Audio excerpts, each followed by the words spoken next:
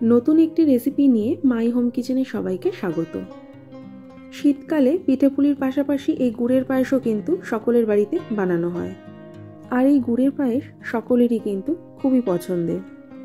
তাহলে দেখে নেওয়া যাক আজকের এই গুড়ের পায়েসের রেসিপি। সম্পূর্ণ রেসিপিটি দেখার পর ভালো লাগলে লাইক, শেয়ার আর সাবস্ক্রাইব করার অনুরোধ রইল। পায়েস বানানোর জন্য এখানে নিয়েছি 200 গ্রাম গোবিন্দভোগ চাল। 1 থেকে 2 বার চালগুলোকে জলে ভালো করে ধুয়ে নেব। আমি 2 লিটার দুধের পায়েস বানাবো, তাই 200 গ্রাম চাল নিয়েছি।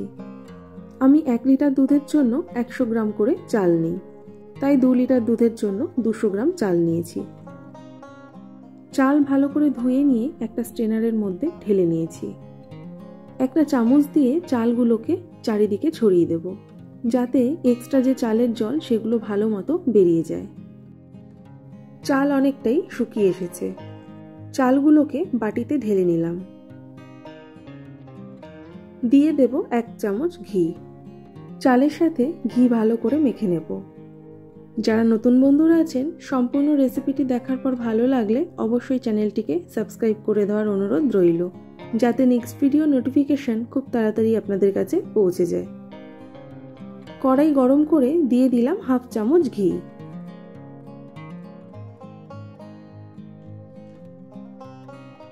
দিয়ে দেব কাজু বাদাম আর কিশমিশ। লো টু মিডিয়াম হিটে কাজু আর কিশমিশগুলোকে হালকা লাল করে ভেজে নেব। কাজু আর কিশমিশগুলোকে ভেজে নিয়েছি, এবারে তুলে নেব।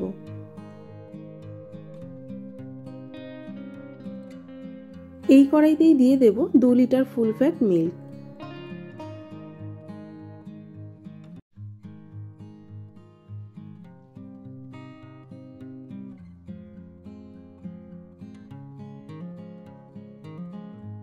এবারে দুধ হাই হিটে ফুটতে দেব।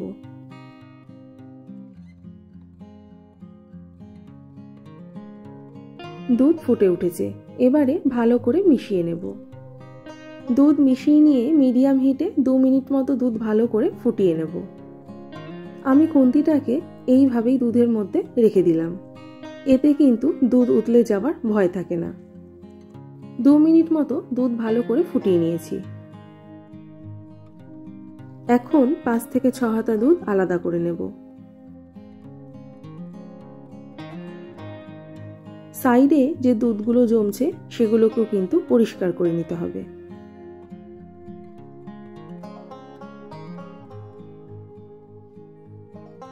এবারে দিয়ে দেব ঘি মাখানো চাল। দুধের সাথে চাল ভালো করে মিশিয়ে নিয়ে মিডিয়াম হিটে ফুটতে দেব। একটু পরপরই কিন্তু চালগুলোকে নাড়াচাড়া করে নিতে হবে। এখন লো টু মিডিয়াম হিটে চালগুলোকে ভালো করে সেদ্ধ করে নেব।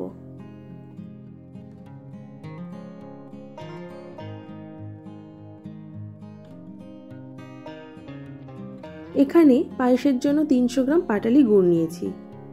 খুব বেশি মিষ্টি আমি দেব না, তাই 2 লিটার দুধের জন্য 300 গ্রাম গুড় নিয়েছি। আপনারা একটু বেশি মিষ্টি খেতে চাইলে 2 লিটার দুধের জন্য 400 গ্রাম গুড় দিতে পারেন। এদিকে পায়েসের চাল কিন্তু অনেকটাই সেদ্ধ হয়ে এসেছে। এখন দিয়ে দেব আলাদা করে তুলে রাখা দুধ। এইভাবে অল্প দুধে চাল ভালো করে সেদ্ধ করে নিয়ে তারপরে বাকি দুধ মিশিয়ে পায়েস বানালে পায়েসের স্বাদ কিন্তু খুবই ভালো হয়। দুধ ভালো করে মিশিয়ে নেব। এবারে দিয়ে দেব পাটালি গুড়। চাল ভালো করে সেদ্ধ করে নিয়ে তবেই কিন্তু গুড় দিতে হবে। আর দিয়ে দেব ভেজে রাখা কাজু আর কিশমিশ। দুধের সাথে গুড় ভালো করে মিশিয়ে নিয়ে হাই হিটে ফুটতে দেব।